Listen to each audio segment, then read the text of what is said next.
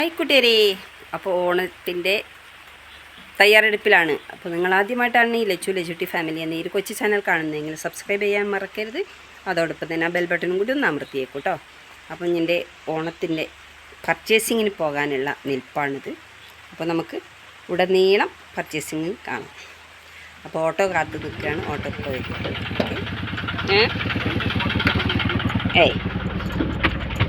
പോവാ.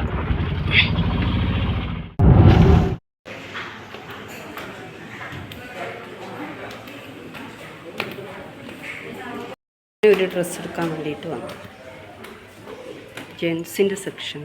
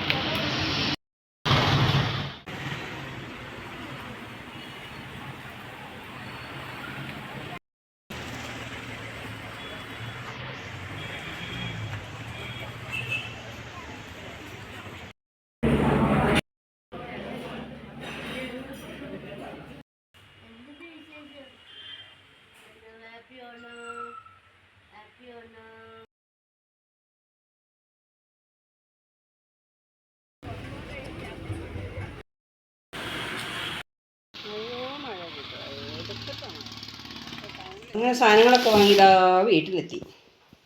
പച്ചക്കറി ഇന്നലെ കുറച്ച് സാധനം ഇന്നലെ വാങ്ങിച്ചു കേട്ടോ. പിന്നെ കുട്ടികൾക്കുള്ള ഡ്രസ്സ് കഴിഞ്ഞതാ വീട്ടിലെത്തി. ഇനിയിപ്പോൾ നാളെ അല്ലേ. ഭയങ്കര തിരക്കായിരുന്നു.